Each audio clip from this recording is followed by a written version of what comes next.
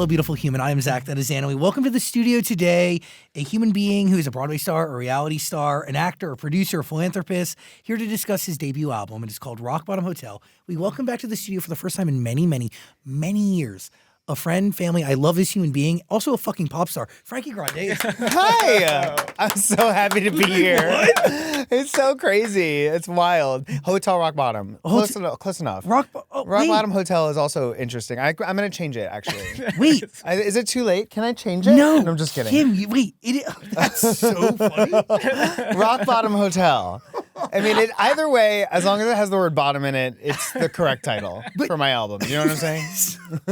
It's so on brand for a conversation of this nature to start in that way. I know. Well, we've been friends for way too long for it to like go well in the beginning. You know what I'm saying? So we're idiots. We're not gonna talk about anything other than like yeah, but the visuals nonsense. that you just showed me, Frankie, are so intricate and so detailed and nuanced and beautiful. Thank you. And one of the first things I said today when we had a big meeting, we prepped out the whole thing. I said there is a song for every gay on this album. That means so much to me. Oh God, you have no idea how much that means to me. Thank you. Good. You've done it. Good. That's what I wanted to do. I just set out to make music that like what would little Frankie like need to hear right now, especially like over the next 4 years. Like what is the little queer kid in Tennessee who like feels like he can't be himself or they can't be themselves, like in the midst of this like crazy political landscape that we're living in. Like I just want them to put on Hotel Rock Bottom, go through the album and be like, I'm going to be fine. I'm going to be great. It's going to be okay. Can we talk about Hotel Rock Bottom? Because I feel like, are you writing it from the perspective of somebody who's checked into that place? Well, as someone who has both checked in and out of Hotel Rock Bottom, yes, it's exactly what it was. Like, you know, it's like the kind of the centerpiece of the album, because that's the moment in my life where I made the decision, like either I will be checking out of life or I will be checking out of this hotel and going to rehab. And so that's that pivotal, that's the turning point in my story. And so that's what it lands right there in the middle of the album, because like the beginning of the album is kind of telling the story of like my debaucherous days of like when I was drinking and using and partying and having the time of my life, quite frankly. There's no regrets now that I'm on the other side of it. Like they were some really great times. So I'm writing from that place of like debauchery, clubs, boys, and just like going nuts. And then, you know, you get like songs like Oasis and you get songs like Bound to You, which are, you know, just love, sobriety, marriage, you know, like adulting. So it's really cool to write your first album at 42 years old and having been almost 8 years sober. At the time the album is dropped, I'll be 8 years sober, God willing. And yeah, it's a lot of ground to cover. So the fact that there's a song on there for every gay means so much to me, because I'm drawing from so many different places in my own life and also so many different stages of my sexuality, which is cool. What really starts this album, though? Because you talk about living the most amount of life, which is true. And like, by the way, you feel it. You understand it through the album. But my question is like, what is the catalyst that makes you want to start this journey to begin with? So it all started with GLAAD, being on the board of GLAAD, because, you know, our whole thing is like queer representation through media.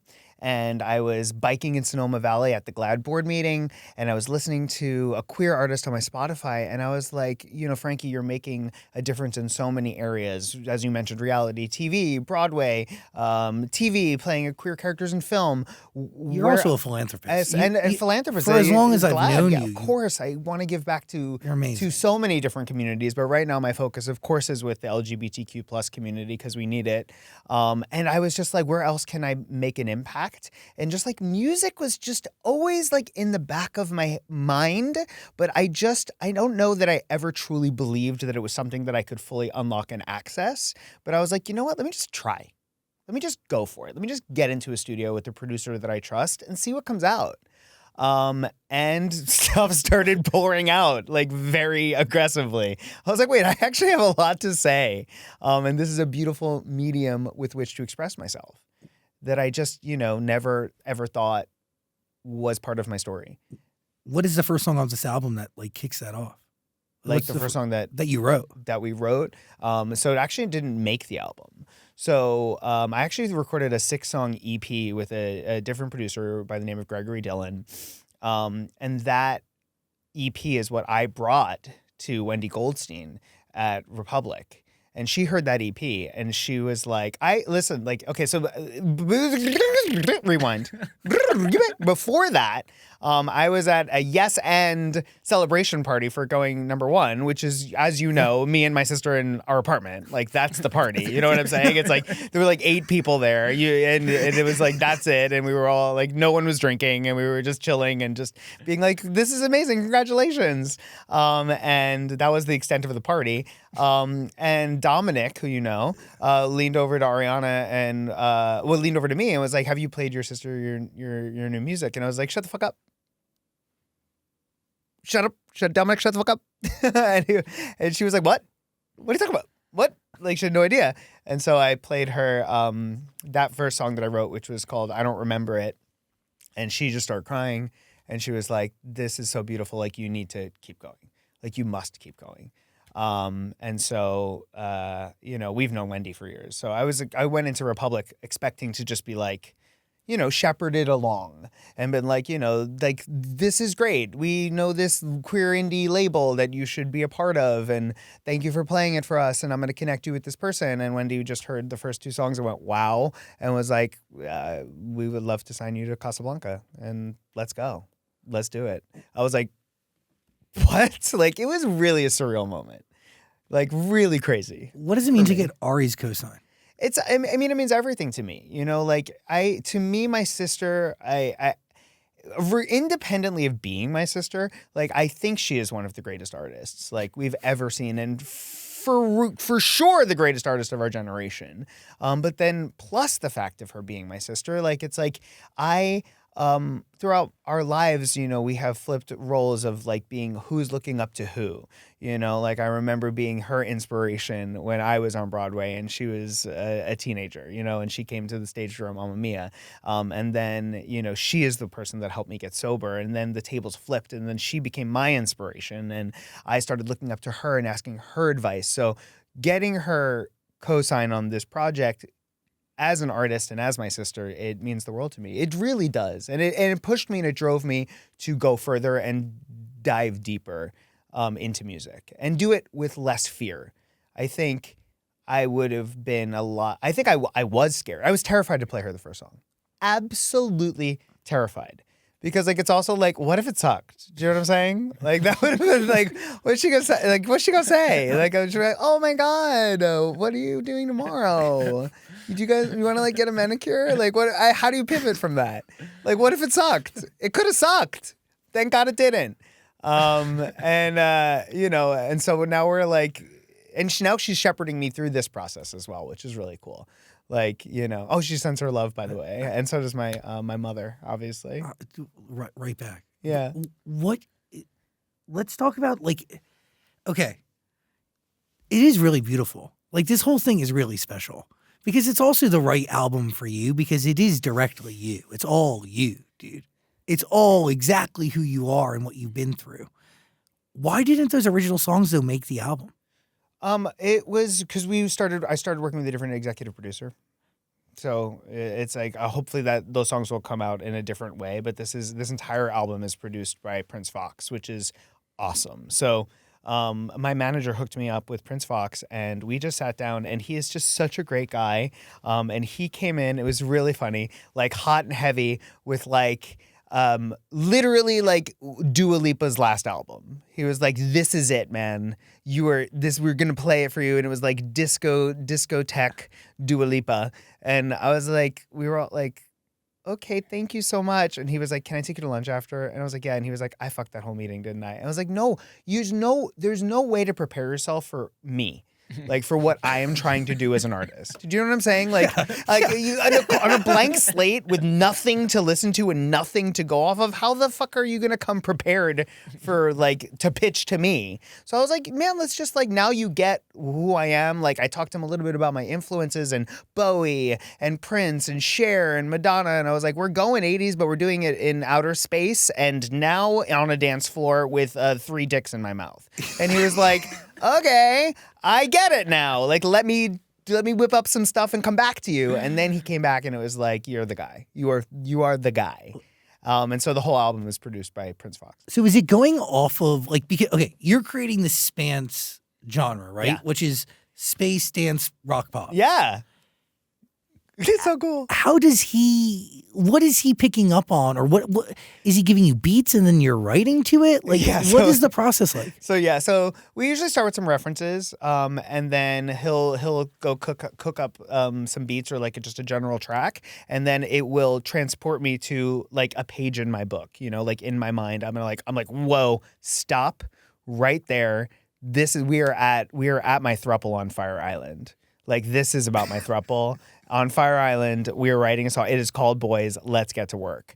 And so, like, it'll just, like, I'll just zap into that, and then we'll start writing from that chapter of the book, Interesting. And then every single thing I say is, like, well, we need more Epcot sounds. I'm like, you need to get me more Epcot sounds. Like, it doesn't sound like Epcot enough. Like, it's literally that's the entire conversation between me and Prince. I was like, cool, so the Epcot sounds. And then, like, when we're mixing the album, I'm like, great. So, like, the Epcot sounds are really actually quite quiet. So, like, we need to turn up the Epcot sounds. What is an Epcot sound? Like, like think about, like, going into Epcot, and it's like,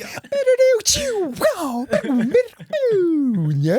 Like, we need that everywhere. I gotta say, there's no experience like going to Epcot with Frankie Grande. It's You've fucking been with amazing. me. Yeah, of course. I'm doing like back handsprings down like the center. It's my favorite place on earth. So like literally any sound you hear in Epcot is probably featured on the album somewhere. Like just go to Epcot and like walk around with your phone recording shit. And I'm like Imogen Heap, like recording sounds in Epcot and being like, we need this like, yo, put it somewhere. We need it. Can we talk about your throuple? Yeah, sure. How did you get there in life? Oh my God. Because I just remember hearing rumblings about it when it was happening. Oh yeah. So it basically came out of it was like when you get sober, you're supposed to be out of a relationship for 1 year, which is great fucking advice because it's like you need to mend the relationship with yourself first, and then you can entertain others. So 1 year and 1 day. Literally, after my sobriety, Mom Fire Island, look at single, ready to mingle. And by mingle, I mean get fucked. So I fucking meet this married couple, and we have our one night stand. So I thought. That ended up being 4 months. Like then they were like, come into our life, like be our live-in boyfriend and like be with us all the time.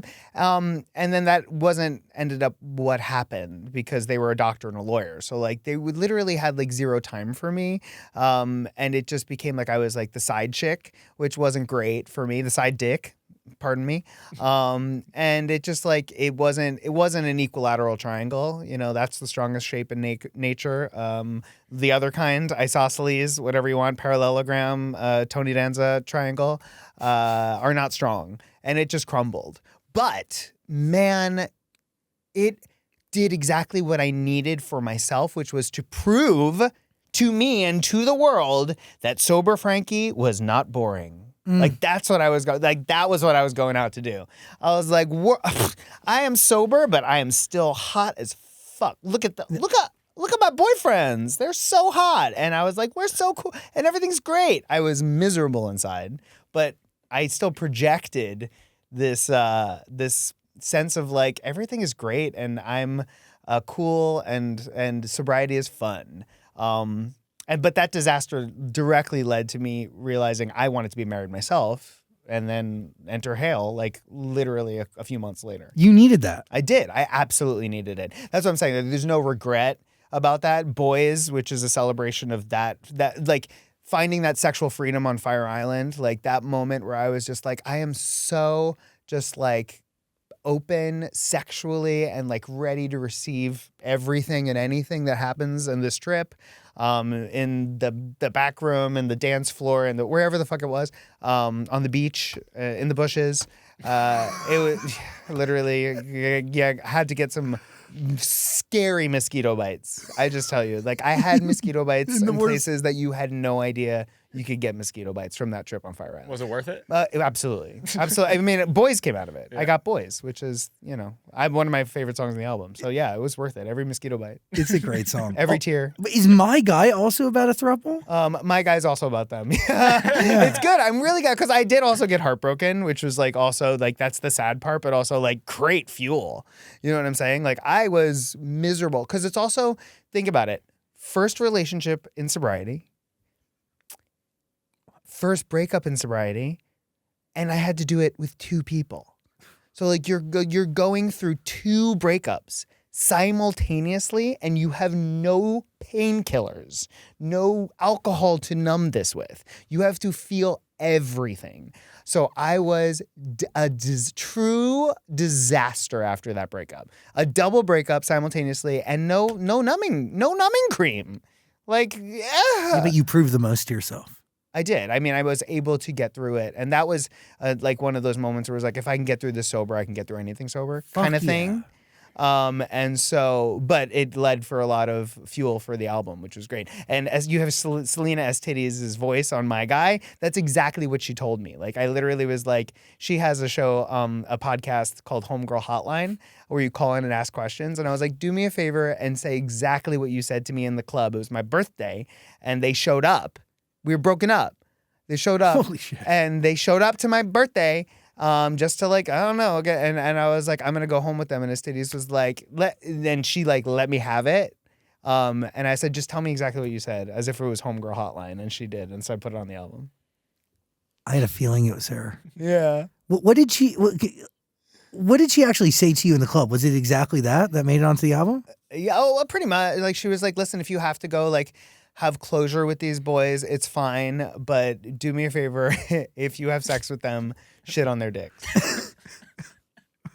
And she said that to me word for word. And I was like, yeah, okay. Was any part of this process, I mean, for lack of a better phrase, like, was any of it triggering? Because like you went back to the box, Okay. you went to Great question. Thank you. I went back to the box, and it was so cathartic, actually. Like, to be in the space where I did the most drugs and had the darkest nights of my life, at the same time as some of the funnest, most fun, English, whatever. Fast forward. I had the greatest time of my life in that place as well. But going back there and playing high, playing drunk, playing like fucked up and obsessed, addicted, if you will, to this boy was so cool, because then the director said cut and I was me again. But I got to re-experience that. And then it was also really nice to reconnect with some of those people and be like, hey, is my dealer alive? And they were like, yeah. I was like, she is? And I was like, yeah. And I was like, well, tell her I said what up. Like, tell her I said, like, I'm glad that she's still alive. Like, I thought she was going to be dead for sure. She was headed that way. But yeah, so it's like, it's really interesting to like go back to that place, but do it sober. what an amazing place of strength to be in. Yeah. And even Boys, like making the music video where I'm basically having an orgy with all these guys, but then being like, okay, bye, I'm going home to my husband and my puppy. Like, that was so fun. Thanks for being inside of me. What was your name? Cool. Nice to meet you. Bye. See you next time. Thank you for your service. That's like, it's balance. It's really healthy, but also it's, I don't know, it's very, it's really cool. Yeah, and it's fun through art, right? Like I want people to look at this to be like, oh my God, like he is such a slut. But then if they like look at, like what I've done with my life and where I'm at, The it's real like, you? It's like, wow, it's like, yeah, it's you can see yourself in all different stages of my journey. And Boys is such an celebration of sexual freedom. So like, I hope that people find it. And also I love that I partnered with Mister, because it's a men's sexual health brand. So it's like, I hope people find liberation in it, especially now where it's like, oh God, skip next. Do you learn anything new about yourself by seeing and like kind of digesting your story through this lens? Yeah, I do. So cognitive dissonance is actually the first time that I like really like had a breakdown in the studio. And it's a song about right after you get sober, you have to go through mourning for your old life. And no one really talks about this and how difficult the process it is. But like, you literally have to kill that old self that used to go out and they used to party, they used to club, that used to like find the answers in white powder.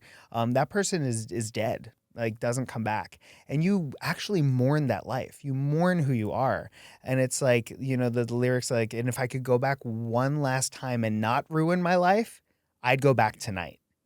And like placing myself back there, I have chills saying it again. Like placing myself in that emotional vulnerability was really hard, because admitting that that is true, like if I could go back to being that fucking, like the first time I did cocaine before it became the most horrible thing that ever happened in my life, if I could go back to that, I would do it tomorrow. But that's not how the world works. That's not how my brain works. That's not how life works. And that's such a hard thing to digest in early sobriety. So that was something where I just like, that was a very beautiful, cathartic, but very difficult song to write. And like really, the first time I cried in the studio. Yeah. And I'm really great. I think maybe my favorite song on the album. It changes every day, but I think that's why that one is like really high up there for me. Any part of you scared to share a record like that? No, I'm not. I think, you know, I've been such an open book about this process. And I think that now more than ever, it's important for people like me to just be open, because I want to inspire other people to know that, like, especially in these times, and I'll just say it, like especially for my trans siblings, like a lot of them are turning to drugs and alcohol during this administration, and it's like, I just want to let you know, like, there is a different choice. Like, we can get through this sober. Like, I got through the insanity sober, and like, so can you. And I just want to have that out there. I don't care what people think, you know, at this point. I've been talking about this for 8 years, so you know, let them chat. They all do anyway. Is any part of this album either laying to rest your old life while also like kind of accepting a new one, or laying to rest? I mean, I think I've laid it to rest, but I think what I'm enjoying is revisiting, which is cool. I'm enjoying retelling some of these stories, because I think the thing, and that's the whole point of Hotel Rock Bottom, right? If we forget about our rock bottom, we don't stay sober. So like, that's why rock bottom is actually a good thing. It was a good thing in my life for me. Had I never hit rock bottom, I would probably not be sober today. But if I remember my rock bottom, and I remember that hotel room in London, where I was in the darkest pit of my life, and just like crawling around a hotel room, like just being like, I don't think I should want to live anymore, to be honest. Unless I remember that, I won't stay sober. So it's good that I have a device to remember it, and that I can share that with the world. That's this album? Yeah. It's like parts of it, you know, the Hotel Rock Bottom is that. Yeah. But like, you know, I want to like, through this album, tell that story, but also, again, like, there's dark and light on both sides of sobriety, right? Like, there's highs and lows when I was drinking and using, and there are highs and lows when I'm sober. Like, my guy, that breakup, that happened in sobriety. You know, like, that was also one of the darkest points of my whole life. Like, I remember like that breakup and like crawling to the roof of my apartment building under this like red wolf moon with crystals laid all around me, like praying to God to take my pain away. Like, I was a crazy person. I was literally a crazy person. It looked like I was like a witch, like sprawled out. It's freezing cold, by the way. It's like 16 degrees. I'm in like 2 snowsuits, and I'm like, it's the red wolf moon. I have to lay my crystals on the roof so that I can be absolved of this pain. I was like, everyone, my roommates thought I was psychotic. But like, that was sober. So like, you know what I'm saying? Like, there's highs and lows and dark and light on all sorts of the spectrum. So it's just, it's many stories. It's a collection of essays, if you will. That when you're in that hotel room in London, what is the first thing you do? Who do you call? What do you do? I really wasn't calling anyone. I really had done a really good job of completely manipulating everyone in my life to leaving me the fuck alone. I like really told everyone, like, this is what I needed to heal. Like, you need to leave me alone. Like, I really was very good at hiding the depths of my despair and my addiction in that moment. So it wasn't like, I think people thought I was fine, which is crazy. 'Cause I wasn't. But you know, it's interesting. I had these flights booked, and I kept extending my trip through my best friend, who was my travel agent, simultaneously. And she was my best friend from high school, and so I would just like call her and be like, "Hey, I just need to stay one more day. I'm having like a really good time." And after the third call, she was like, "Are you okay?" And I was like, "No, keep my plane ticket. I'm getting out. I'll check out today." And that was it. Like there was just that like one moment of someone that I knew being like, "Is everything okay? Like you sound a little not great." And I was just like, "Yeah, no, I'm not okay. I actually don't change my plane ticket. I will be getting on that plane and I will be coming home." I knew I was going straight to rehab, so that's what it was. It was just me trying to not face that reality, like that I had lost. Like I didn't understand at the time that was actually me winning. Yeah. Really, was me getting the fuck out of there, going to rehab, and remembering that hotel room now, forever. So I'm like, oh, I don't want to go back there. Oof, oof. I'm good. Yeah, but it took that one. It took her just asking. Yeah, are you okay? That's it. Yeah, because that's really all it takes. yeah. Because I was living in my own psychoses, just by myself, in that hotel room, and just being like, yeah, this is great. Everything's fine. I don't care if I live or die, and this is the way it's gonna be. And I just don't want to face the world. I didn't want to face reality. I didn't want to face anything. There was so much going on, and it was so much easier to just check out entirely. So that's the thing. Like, am I checking out of life, or am I checking out of this hotel? And I chose to check out the hotel. Hotel Rock Bottom. Or Rock Bottom Hotel. So embarrassing. How does getting sober change your relationship with your friends and family? Oh, it gave me my relationship back with my friends and my family. I didn't have one. I really pushed everyone away, especially during the latter years of my drinking and using. Like it was like I was such a flake. I was not available to people. I mean, you knew me through this. Yeah. Like you saw the difference. And I mean, I think that many people had no idea how bad it was. You know, even like if we were drinking and like drinking together, I don't think you probably knew how bad it got when you left the apartment. You know what I'm saying? Like Totally. It was like I was still up till 11 a.m. Yeah. But I pushed everyone away. And I did it like cleverly. I was good at manipulating people. I was good at being like, no, man, no, it's always good. No, this is what I need. I need to sleep for 14 hours so everyone can go home. It's going to be fine. Like, this was such a fun night. I'm going to go straight to bed. Bye. And then straight to the box, you know, like out all night. By the way, I do remember that. Like, I remember the box. I remember showing up and it would be like 6 o'clock and you'd have eggs for breakfast or something. And then it would be the whole, you know, I love you so much. I have, I love, you're such a gift. You really are such a gift. And your story is, I don't know, like, would you change any part of it, honestly? No. Oh God, no. Absolutely not. And that's the other beautiful part about this is like every single mistake has led me to where I am at today. You know, it's very Frank Sinatra. It's like regrets, I've had a few, but then again, too few to mention. And some of those regrets are crazy. But as part of my journey through sobriety, you take responsibility for the harms that you have created in your life and the wreckage of your past, and you get to go to those people and say like, hey, I know what I did. I apologize. What can I do to make this up to you? And through that process, you mend your relationships with your friends and your family by owning your shit, by like standing in your mistakes open and bare and being like, tell me how I can make it up to you. That's how you fix it. And then you stay sober. And most of the people that I harmed in my during my drinking and using were just like, please just stay sober and take care of yourself. And I have kept up my end of the bargain. I got to say, you do have the best friends and family. Yeah, they're unbelievable.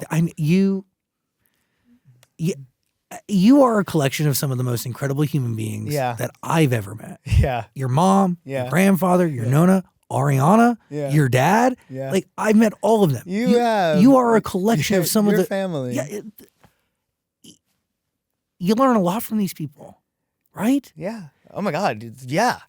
I mean, grandpa, like, you know, come on. Yeah.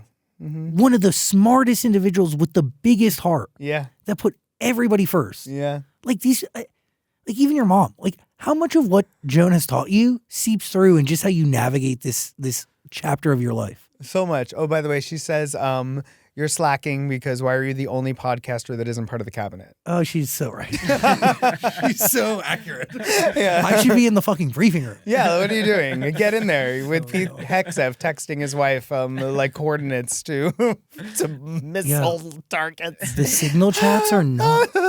Anyway, I've learned so much from her. I still am learning quite a lot from her. She has such business acumen and such a amazing mind for the side of this entertainment industry that I do not have. Like I just don't have it. I have really received the artist gene, which is fabulous, and I have such a creative vision. But then in terms of executing it, I'm like, hey mom, you want to read my contract? It allows you to be free and safe and secure. Yeah. So all you focus on at the end of the day is the best possible product and being yourself every step of the way. Yeah. It's really freedom. It's awesome. It's great. But I still she's taught me quite a lot. I have learned a lot and have grown a lot. But mostly it's just we've actually taught each other quite a lot about this, and that's why her voice at the end of Hotel Rock Bottom is so special, because it's really she had a lot of difficulty with me admitting all of the drugs and alcohol and how dark it was, and coming to rehab and coming to family therapy and learning about addiction. She knew none of that. She knew none of it. And so, the fact that we've gotten to where we are now, 8 years later, where she can talk about my rock bottom as a blessing, means that she has had her ears open and her heart open throughout this process and has really come leaps and bounds. And I'm grateful that she's willing to talk about it. She talks about it all the time, which is it was so passé when I first did it. It was he's going to rehab, don't say anything. And I was like, well, no, it's actually pretty fucking great, because it's why I'm alive. So let's talk about it. And now we're here. How does that make you feel? Oh, it's amazing. It's great. Again, it's our secrets that make us sick.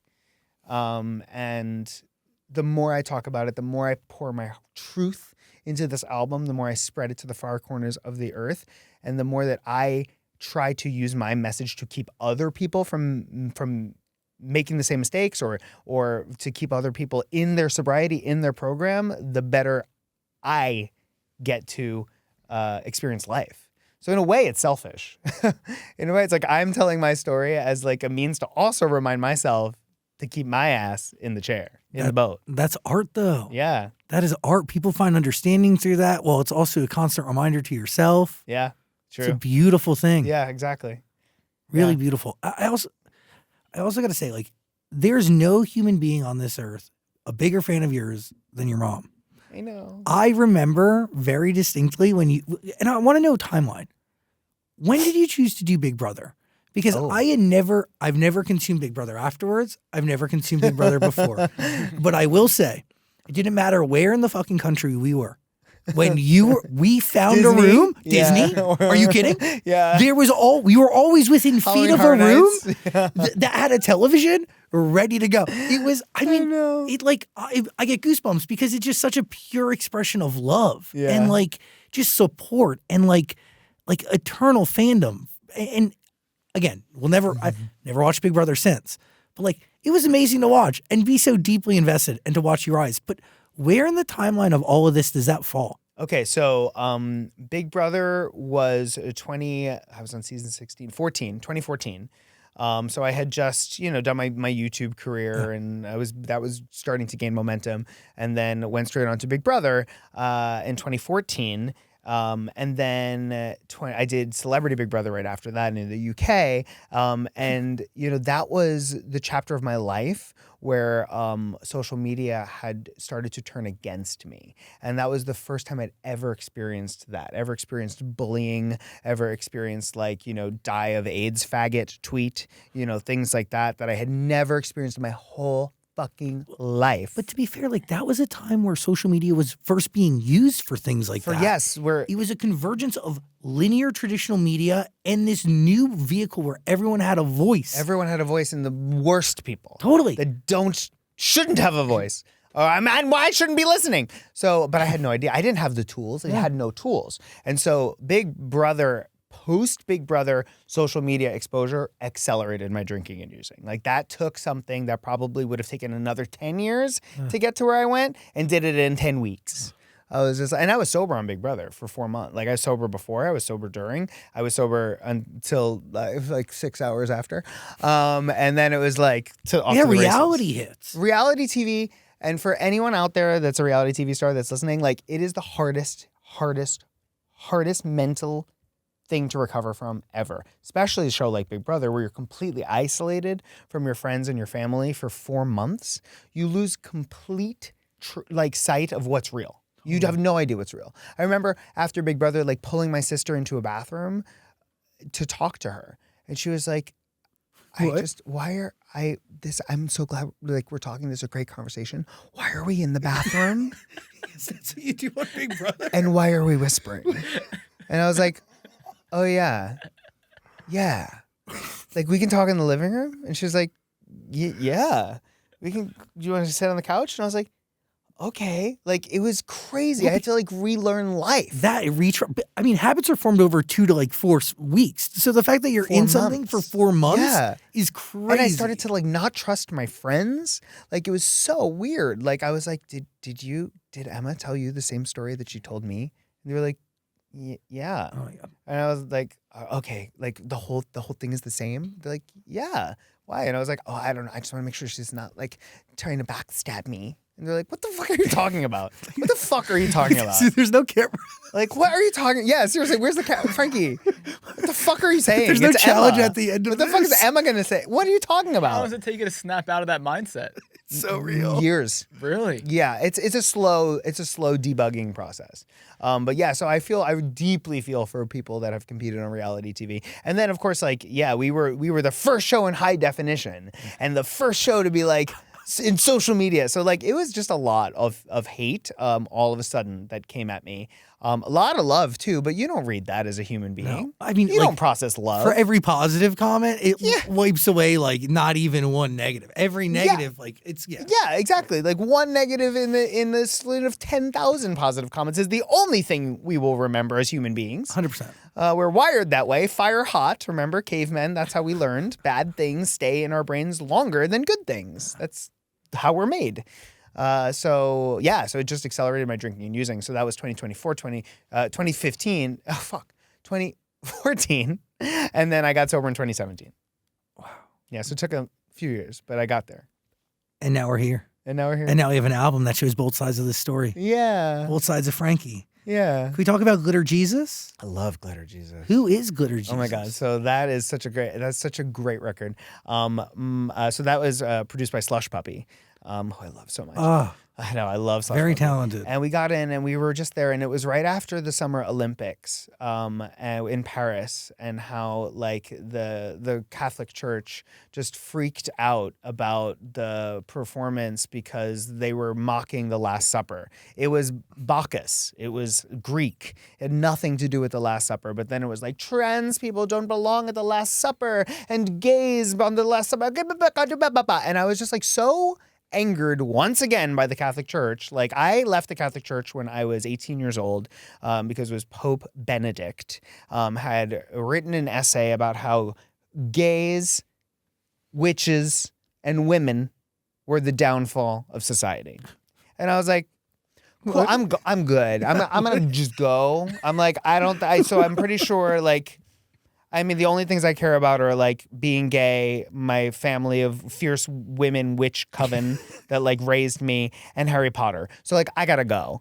And so I left the church back then. But then we had such a great pope who just died. I know. I'm so sad. But he was great, and really started to bring LGBTQ plus people back into the church and back to the conversation. So things were going really well. Now we'll see. But anyway, I was so enraged by this concept that gays were not accepted in the church or like couldn't perform at the Paris opening ceremony. I was like, this is ridiculous. So I wrote Glitter Jesus like a few days later, and the concept behind that is like, fine, if you're gonna say it's a sin for them to be gay and to fuck and suck and, fist in the club, I, Frankie Grande, I will be your glitter Jesus. You can whip me. You can beat me. You'll can carry nail the me sins. to a cross. I will die for your sins so y'all can continue fucking and sucking in the club. Thank you so much. You're welcome. I mean, I learned a lot about being queer from Frankie Grande. You I just certainly want to did. say. You certainly Are did. you kidding? Learn. I mean, He had quite the role model in the room. we could edit it out, but I didn't know I didn't know what it meant. I didn't know what DP meant. Double penetration. You don't need to edit that shit out. There's a song called "Boys" I didn't know on what my that album, was. which is about double penetration. Taught me. There's a lyric in the song that says "Move to the right just a little." Now we on top and on bottom in the middle. That's what that means. I want everyone to know about DP. I'm educating the world. No, I want it on Kids Bop. You know, the first time I ever went to a club was also with Frankie. Yeah. It was on New Year's Eve. I mean, no, there's a lot of I've learned a lot from this human being. It's important. These are important things. So real. No, I think that it's important for everybody to know. Everyone's got to know. I think kids know so much earlier these days. People are coming out at 11 years old. I'm like, geez, that's fucking crazy. I came out at 21. Is any part of you a little envious that you're not growing up today, or are you No. very grateful? Oh God, no. It's scary, Oh my God, right? no. I think it's terrifying for young kids. I can't imagine being literally the Matrix with TikTok. What the hell? Get the devices out of your hands. Comparison galore. Unless you're watching this, in which case, keep scrolling and stream Hotel Rock Bottom on all of your devices. But it's scary.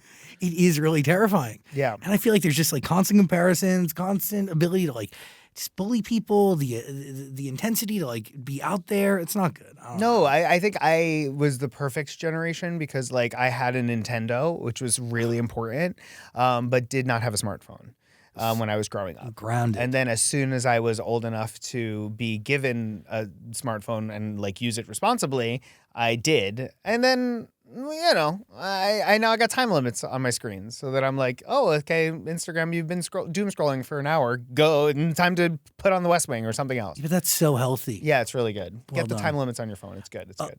Ferosha, that is your alter ego, correct? Yeah. Oh my God. Yeah. Is Ferosha still around?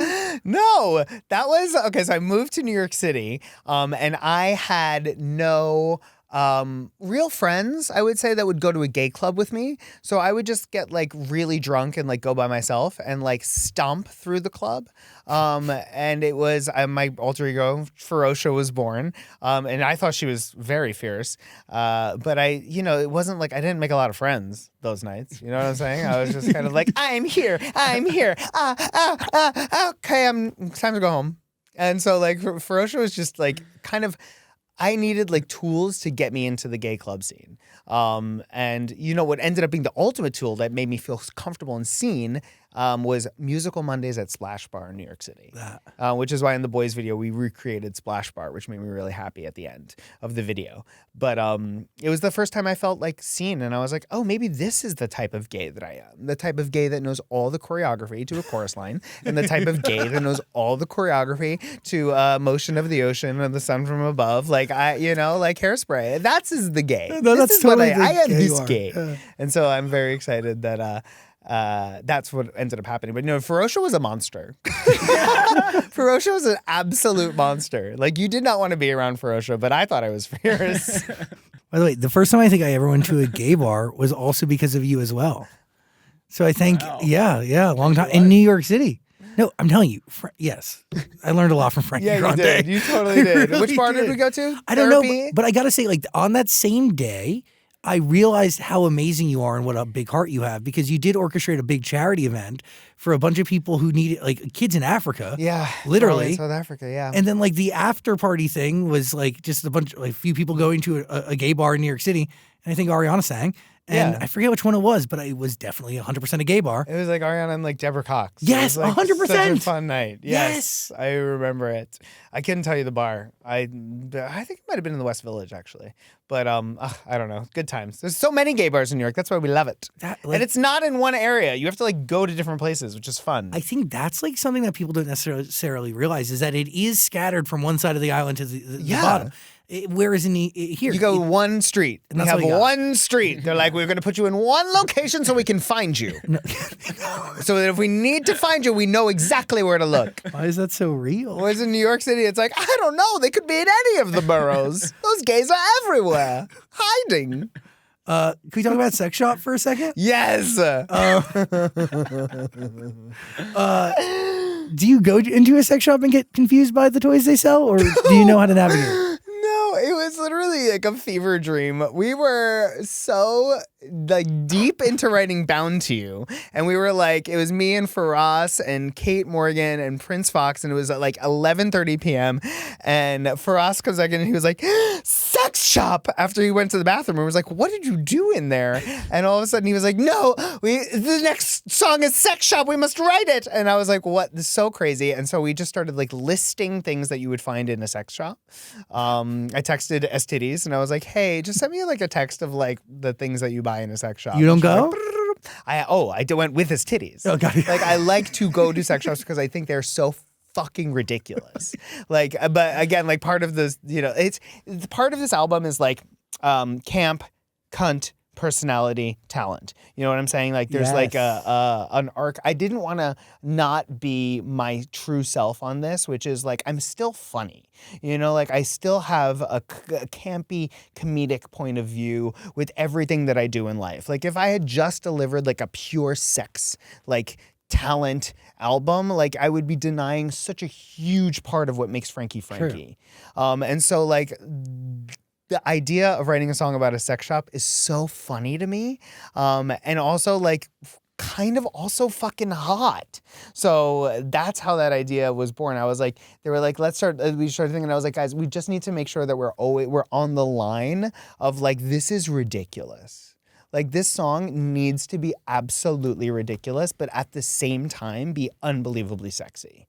And I think that that's kind of like just the fun, like kind of pastiche nature of us being like, we're making fun of pop music a little bit, but at the same time, we're creating the best pop song you've ever heard. And I gotta say, a lot of these records, I know they will play at the club. Yay! That's the goal. The queers have needed something like this. Yeah, and I think in my life, like I've always flocked to the dance floor when I felt threatened or unseen or like I needed community. I go straight to the gay clubs, and so that's what I'm hoping this is the soundtrack for. Yeah. For the 2025 that we are about to have, in the 2026. Let's go. It's a rough one out there. Yeah. But people need to escape now more than ever. So. Yeah, and I'm glad that the album's out for Pride. Like, let's go. How does Hale like the album? He loves it. Yeah? His songs are Bound to You and Oasis. And he's like, we have like rewritten Oasis based on his notes. Literally. He was like, hey, so Bonnie McKee, right? And I'm like, yeah. And he was like, yeah, I need to talk to her. And I'm like, why? And he's like, I don't like what he needs to fix it. And I was like, you're fucking hysterical. Bonnie McKee has like 84 number ones. This is Hale in every situation. Yeah, every situation. situation. It doesn't matter. No, it doesn't matter. Hale will have a note about something and he'll share. A note. And then he spoke to Bonnie and she was like, he's right. And I was like, okay, cool. Let's change it. We're changing it. What were his notes? I wanted to restructure. I wanted the bridge to be longer. I wanted to go, he was like, we did like kind of like a bridge post. And he was like, I am not happy with bridge post. I want bridge, chorus, post. And I was like, okay. Hale has a just vision. Go back to the drawing board, honey. I mean, like, it's his. I wrote the songs about him, so like, I guess he should have a say. I don't know. But I do think it's better now. He's so funny. He's so funny. He's so opinionated. Yeah, he was he like, is. can I come to the set for boys? And I was like, no. I was like, absolutely not. I was like, I do not need my husband directing my orgy. No. You know what I'm saying? Because he Like, would. He would. He'd be like, put your arm here. I'll be like, stop. I'm trying to have I'm just trying to have sex with this OnlyFans model. Just leave me alone. If I remember correctly, you met line dancing, right? Yeah. That's so great. I know. Oil Can Harry's in the Valley in Ventura. So fun. What? I know. And it was like right after my throuple, like right after like night after night of WeHo, where I just like was soul sucking literally every night. And I was like, this is awful. And I'm sober and it's 4 a.m. and why am I at this club? And I just like, I'm like, ugh. And then I went country line dancing. And I was like, this is so not the WeHo crowd. And I love it. And then there he was dancing on stage. Because he is not the WeHo crowd. He is not the WeHo crowd. He is not. He's anti-WeHo crowd. He's the opposite. And I think like had it not been just for that like debaucherous relationship with the WeHo crowd, basically my throuple, I lovingly refer to as the twins. Had I not had the relationship with the twins, I wouldn't have been ready for my husband. And I realized like, wow, that's what I've been looking for the whole time. And I just didn't really think it was possible. And I got to say, the similarities that the two of you share. No, it's like actually almost scary. Like, I don't know who takes the game more seriously. Like, I really don't know. Is it really you or terrifying. Hale? Like, No, it's crazy. Don't play games with us. Don't play games with us. But like play games with us because we need friends. Yeah, but just also know the fucking don't play games with rules. us. Yeah. It's scary. Oh my God, the rules. Sitting through him reading the rules. And he acts them out and he's like gets into thematic and he's like, and the pirates will come. And you're like, okay, great. At least it's entertaining. But like, I don't know what you're talking about. I was like, can we just play and figure it out as we go? No! We have to read the addendum. I'm like, okay, great. Let's appendix, go page 34. I mean, you found somebody who would have a Star Wars wedding with you. That's a big deal. May the 4th be with you. We're coming up on our anniversary. Happy almost anniversary. Yay, thank you. It's a big deal. 3 years. What is it like planning that? The anniversary or the wedding? The wedding. The wedding was the worst experience of my life. Hale and my mother planned the entire wedding without me. Makes a lot of sense. Yeah. And then I did the wedding gala at the box a few months later, and they had nothing to do with it. I said, you come and you sit. You are invited to the wedding gala. That is it. That is far. And like Hale sat and he saw the whole show and like everything was about our relationship. Every single song ever tied back into our life or was his favorite song or was it for a moment. And he was like, wait, you did this whole thing for me. And I was like, yeah, and he was like, it's so beautiful. And he was so happy. And I was like, good. I'm so glad you weren't involved. That's really I'm so special, glad you weren't though. involved because then he was like, this was really beautiful and you did this for me. And I was like, I did, yeah. Like, what a pure, beautiful way to just genuinely express how you feel. Yeah, it was beautiful through art. Yeah, it was great.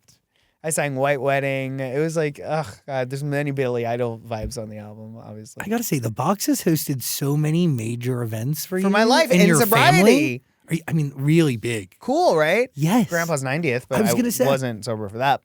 But that was such an amazing thing. He had the time of his life. I remember that night like it happened yesterday. Yeah, he had the time of his life at that. And then, yeah, me being married at the box, doing my first music video at the box. Like, this is crazy, man. I love the box. This is such a great. I have so many good stories. I have so many great memories. A universal venue. Yeah, it really is. Really? It's great. And I like still go there and on the drunken debaucherous nights just to go see the show. I mean, it's the best show in town. Can we talk about Music or the Noise? Yes. Very disco, eh? Yeah, that part, yeah. You know, like I loved popping into like 70s a few times on the album. Not the whole album, but like, you know, moments. And 70s, 80s, 90s, like I like to like jump in and out of like pockets just to like grab some sonic references because they really shaped me. I mean, my mom like the fact that it's Casablanca and Donna Summer like was their first artist like is crazy to me. But like I just remember like spinning to MacArthur's Park with my mother my entire childhood in her bedroom. Like, you know, just being like, so inspired by Donna Summer. So we grabbed some 70s influences from that song. But the concept, which is the space dance rock pop, is basically just like, it was at a time, I believe, I don't remember the exact arc in the story, but like right around the time that the election was peaking. When we wrote Music or the Noise. And I was like, when the aliens come to Earth and they're sitting out there in space, what are they going to hear? The music or the noise? And I wanted to just put that message out there because it's like there was so much noise and it's just Joe Rogan and fucking CNN and Fox News and all of this shit was just making me crazy. And I was like, I just pray that when the aliens come, they actually just listen to the music. I would love that. Because otherwise they're just going to be hit like, delete, next. I'm going to keep flying. This planet is fucked. I want nothing to do with it. That's an interesting thought. Cool, right? Like, what are they going to hear? Music or the noise? I didn't know I knew you had a deep relationship with aliens. Oh, God, yeah. I knew that, but I didn't know that you had a Sweet 16 themed Yeah, I did. I didn't know that you Oh my tore up God. Boca in that way. Alien. So literally alien, like the xenomorph is like my favorite creature ever. Like I have the Geiger tattoo. Oh yeah, from right the here. movie, right? From the movie. Yeah, I know you love that. And so we showed the scene from Alien 3 where the alien runs up and cracks the skull of the person and eats their brains while we were serving cake. Wait, oh my God. My producer was like, People were like screaming and running out and they were like, what is wrong with this child? And That's I was crazy. like, well, so it's themed we'll find after out the soon. movie. Download Hotel Rock Bottom to find out.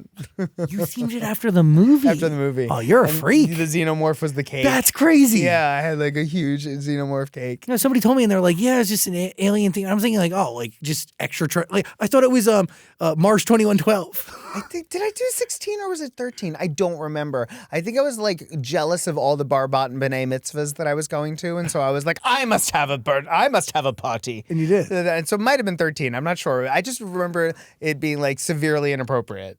I just love that it was like actually themed on the movie Alien. Like it was like those things are frightening, dude. Yeah, they're not cute. I love them. I'm so excited for Alien Earth. Oh my God. Streaming on FX. It's the new TV show. It's coming out. Yeah. Thanks for the education. Very exciting. I didn't know. You looked like you maybe haven't heard about it. And No, I was I like, had no okay, idea. I'll tell you. I'm like counting the days down. I've got like a clock. This human being is into sci-fi, into horror, Yeah.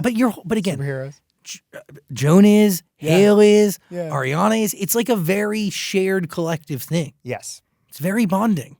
It is. I mean, like, you know, I think for me specifically, like growing up a queer kid who didn't know how to identify as queer, there was something about sci-fi fantasy that I just was allowed to escape into and dive into so fully and wholeheartedly and feel so free in a way that I was never able to do in my own human body because I didn't understand that I was gay. I had no idea that I was gay when I was growing up. I didn't have gay, you know, like references in my life, you know. I remember in like high school, the only thing I got was like Queer as Folk on like Skinamax, you know, at like 10 p.m. on a Wednesday. And I would wait up and I would watch it and I would be like, there are feelings that are happening when I'm watching this that I don't really quite understand. But like, I guess that's normal for straight guys. Like literally, had no idea. So, Really? yeah, so I think there was that level of escapism and freedom that I found in sci-fi fantasy that just made me feel like seen and alive, and escapism, of course, that I didn't get in my day-to-day life. Like I was a very happy kid, but I ultimately think that there was a sadness inside of me because I didn't know who I was. I wasn't able to fully express myself as a young queer kid because I just didn't know that was an option. What helped you realize that or at least express yourself? It was absolutely Broadway. Yeah. Absolutely Broadway. Like I had started to come out in college, first as bisexual, LOL. Yeah, guys, just like totally broing out with y'all. Totes bi. Totes bi. Oh my God, I love tits. So like I first came out as bisexual and then I was like, okay, no, I'm pretty sure I'm gay. That was like, I'm telling you, senior year of college. Like this is late bloomer, like 21. And then immediately on to Broadway where I was like in an all male dressing room with all gay men. And I was like, fuck, like what? The whole time? This existed the whole time? I could have been gay. And they're like putting on bronzer and like sharing lipstick and blah, blah, blah. And I was like, please help me. I would like some. And they're like, this is mascara. And I was like, you know, like it transformed me being in the ensemble of Mamma Mia with those men. That's amazing. It was really cool. Yeah, you learn and you have the freedom and vulnerability. Yeah. And there's people like you. Yeah. And then, you know, all the gay bars in New York, like all of a sudden I was getting this splash bar, like this education of like, you know, what all of the different things that I can be. Because again, like being gay is not like a monolith, you know, there's not like one way to be. And I think I started to learn that when I was in that ensemble of Mamma Mia, because I got a taste of so many different areas of the community by being in New York, which is so diverse. Like the queer community in New York is so diverse. And People I'm really need to grateful hear that I was exposed to that. You know, like it's not just like one type of gay, that. you know, which is really interesting. People That's should why when hear you said that. this started this by saying there's a song on here for every gay person, every type of gay person, because there are so many types. And I love that I've discovered that. Listen to Hotel Rock Bottom. Yeah, you nailed it. It's waiting for you on Amazon Music. There's a link below. Go, go, go. What are you thinking? What about Frankini? Is that like a dream role of yours? Because it is like a villain. Frankini, what are you talking about? You would. What are you saying? Yeah, I mean, absolutely. That was like absolutely a dream role. You know what I'm saying? Oh, it's his magnum opus. Yeah, it truly is. You know what I'm saying? Like, I get to be that's the craziest character that's ever been written. Like, just a queer, flaming villain who wants to make everyone sing and dance. Like, sounds great. Yeah, but like it's so like you just know the person who wrote the character just like derived directly from like There's no coincidence it's called Frankini. It's not like it wasn't written directly for me. It was created based on me, like plus a little. You know what I'm saying? I was like, were you around me when I was coked out? Because it's pretty much Frankini. You know what I'm saying? It's Ferosha. It's one of my favorite things that I've ever done, and I'm really grateful for that character because it was also like groundbreaking as like one of the first like queer characters in kids live action programming. So it's really cool. And I gotta say, like on a very groundbreaking show because you're not the only queer character on that show. I mean, it's really cool. Is it Fez? Is trans? Schwaz is an out trans man. Yes, as on the show, which is unbelievable. Nobody talks about the groundbreaking nature of that show. No, it's really, really cool. And again, like I'm really grateful for Nickelodeon for like taking those big swings because it was like, wow. Cool. I kept waiting for them to cut something. You know what I'm saying? Like I kissed Captain Man and I was like, that's not making air. It was on the air. I was like, work. And then like in the movie, it's like the gay zone, the gray zone joke, which made me fall out of my chair when I read it in bed. I was like, this is going to get cut. There's no way. It's in the film. And I was like, great. Thank you, Nickelodeon. That was awesome. Yeah. I'm glad that exists. Yeah. Any other questions for Frankini? Yeah, well, not Frankini, but Frankie. Okay, cool. You were very open about your nose job. Did that affect your voice at all? Were you worried about that? Yeah, not at all. It didn't affect my voice, which thankfully, because structurally, yeah, I guess it can. Yeah. But I didn't care because I was like, I want this off my face. I was like, this has to change. So I got my first nose job before my reality TV career, and it really helped me take off. So now I got my second nose job before my music career. So I'm really hoping it's going to take me to the next level. You know what I'm saying? I was like, it's like lucky for me. So like, thank God I've already done everything because I can't imagine like what else it could be. Like if I decide to become like a pro athlete and then I get like my fifth nose job, then I might not have one left. You know what I'm saying? So thank God that's not actually ever going to happen at all. Although like I'm really fit these days, so we'll see. I heard you hadn't eaten sugar in preparation for this. I did. Yeah, last night I had a Okay, so no, I stopped eating sugar before the music videos. I go into like a 6-day-a-week workout routine. Like I'm very, very, very committed to this. Again, like being a 42-year-old, pop star, rock star is like crazy. So I need to make sure that I am sitting and I can compete with all the 22-year-old dancers that are next to me. And I do, and I can, which is great. But I take my health and fitness very seriously when I'm going into this. I just think it's important. Respect. And then, and then after the music video, I had an entire bowl of Ben & Jerry's cookie dough ice cream with Coop's hot fudge and Whole Food sprinkles. Well done. It was really good. Well done. Rock Bottom Hotel is waiting for you. Hotel Rock Bottom. Just change the name at this point. Is it Rock Bottom Hotel or Hotel Rock Bottom? Hotel Rock Bottom. So it's right here, but wrong somewhere else. Yeah, it's okay. It's a little switched on your papers. I just want to cry. It's our producer totally Kim's fault. I've known you for literally 70 years. I raised you. It's okay. You can say whatever the fuck you want. I think I've known you for it could be 16 years. That's crazy, right? Yeah, it's. I sweat. That's more than half your life. Yeah, I mean, I met you when I was 15. Yeah. That's so crazy. Yeah, look at us. What the hell? Did you know? I got a question for you. Did you know this moment was coming ever? That you were going to be here releasing an album? Yeah. No, not of this magnitude and nature. Right. But I gotta say, the second I heard about it from Wendy Goldstein, months and months and months and months and months ago, it all made the most sense because you are both nostalgic but present. It needs to be dance energy and focus. Yep. It needs to have a groove and move, but also have emotion and depth. Like all those things are exactly what you embody. So surprised a little bit, but like this all aligns perfectly. And now that you've heard it, it makes sense. Yes. Work. This music is exactly the music you needed to make. Yeah. Right? Like it's not about like what you think people want to hear. It's about what you needed to make for you. Correct. And then from there, it is gonna fall into place. Right. Yeah, this shit fucking grooves. I love you. You have stuff to bump at the club. There's a song for every gay. It's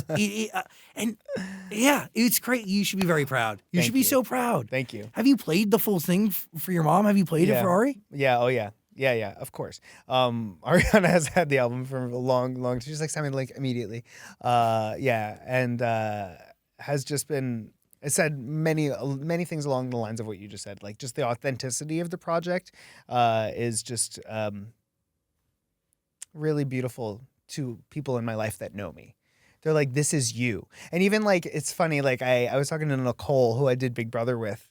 Back in 2014, and she was like, and she's won several times since, and we just did Ranger games together, and she said like, she texted me after Rhythm of Love came out, and she was just like, I love that it sounds like you, and I was like, that's such a huge compliment, especially in like today's world where so many artists are starting to sound the same. Or like each other, or emulating each other, or like it's like I worked so hard on trying to figure out like how to stay true to my sound of like what does Frankie sound like, which was also like a huge journey, right? Like finding your sound as an artist on an album like is so hard to do, especially for someone who's Broadway trained, theatrically trained. It's like, what does that sound like when you have the mic right here? Like, what is that sound? And so we worked really hard on finding it. And so the fact that people are like, that still sounds just like Frankie makes me so happy. It's who you are in music form. Yeah. But I do got to say, like, I don't think you could have made this album at any other stage of your life. Agreed. Like, it and wouldn't that's have the come answer. before. And thank you for not asking the question, why now? Because you know the answer. Yeah. It could not have happened at any other time in my life. Any other time. If it was earlier, right after sobriety, it would have been a mess. It would have been a mess. I wouldn't know what the hell I was talking about. If it was while I was drinking and using, mess, disaster. This is the time. There was no other option. Why now? Because in any other time of my life, it wouldn't have happened. I love you very much. I love you. I've really enjoyed every second of this conversation. Bottom Rock Hotel. Yeah. Streaming everywhere you get your music. There is a link below. Are you going to tour? I don't know. You can do like a club tour? I would do everything. I'm so open to it. Like I'm really just going all in on music right now. So it's like whatever opportunities present themselves to me in the music sphere, like I'm in. Listen to the album, dance to the album, feel the album, groove to the album. It is called Hotel Rock Bottom. Good job. And it's waiting for you on Amazon Music. There's a link below. Frankie, are we good? Did we cover everything? I did want to. You did say a couple weeks ago that you were on the set of Wicked when they filmed Defying Gravity. I was. How cool was that to see in person? Yeah. Wow. It's so crazy because I had spent a lot of time apart from my sister in physical form, while she shot Wicked. But that is completely unlike the way we've lived our lives. It's like if we don't see each other like at least every week, it's like the weirdest thing ever. Mm-hmm. So the fact that she was gone for 2 years, basically, was so strange. So like I got to set and I got to there and it was Ariana, but it was Galinda. Crazy. So she's deep into the filming process. And so when I saw her, I'm going to get emotional, but like when I saw her drop into character, and especially in that scene where she's telling Elphaba, no, we can still be with the wizard. Like what you've worked and waited for, like, oh my God, I was so proud of her in that moment. And I was like, this little girl who is fully a woman now is like, she's going to be nominated for an Oscar.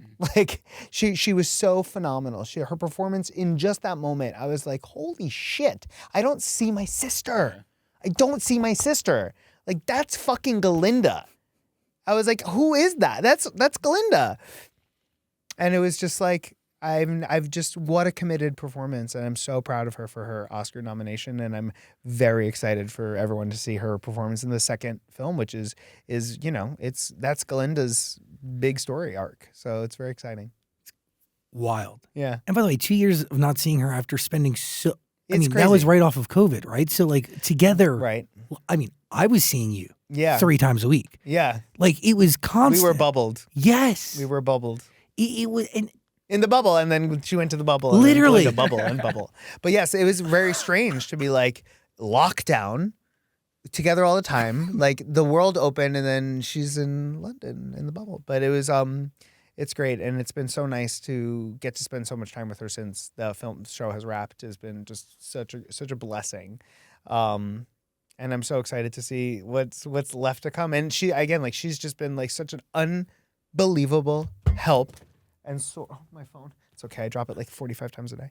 An unbelievable like help during this whole process. Like it's so cool. Like I mean, who gets to text like the biggest pop star in the world? Like, what do you think about this bridge? Like, come on. is there anything you That's realize crazy. though by watching her live out her dreams like that? What have I learned? We ever realized? What have I realized? I've realized how hard she works.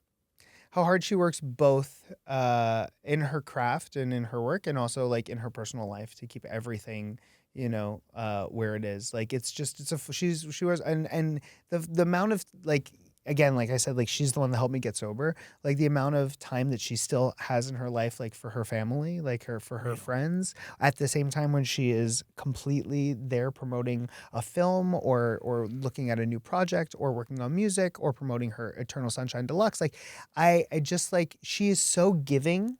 She gives with her entire soul to so many different things and still manages to find ways to recharge. And that's something that when I am exhausted, when I had a 14-hour music video shoot yesterday, where we also did the photo shoot and we did the TikToks and we did a commercial for the brand that was sponsoring the video. And I just think about my sister and I'm just like, we got this. And then I was up early to be here today to get the makeup on. This is in the afternoon, but I started this at 10. But how many times have you seen her? Like, do you go through a crazy day like that and then wake up for a 5 a.m. call time the next Yeah, day? exactly. Like I just draw upon my sister. I was like, what would Ariana do? You know what I'm saying? So like I've learned that it's also like from her. I've also learned that it's a constant effort. You know what I'm saying? Like it's just like we're always working, we're always growing, we're always changing, and the more that we're able to share that, the better we get through it. So I've just learned a lot from watching her grow throughout this process and throughout her process, and it's helping me tremendously as I'm entering into this phase of my career.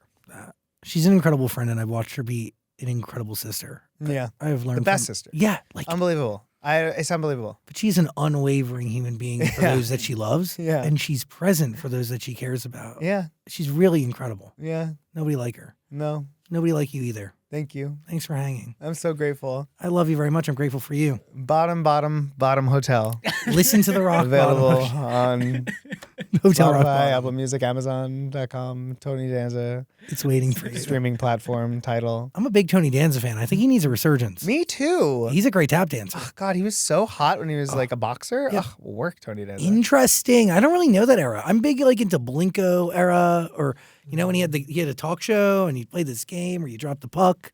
He danced a lot. Blinko? That's can't be right. Planko. Planko. But Planko's on the Price is Right. But he had his own version of that game. Called Blinko? I don't know. It's something, not that, but it's called something. Somebody find it for me. I don't know. Somebody will It's tell called me. Hey. Go listen to this human being's music. It's waiting for you below. Hotel Rock Bottom. Stream it. Love you. I love you so much. Frankie Anything else? Grande. Just kidding.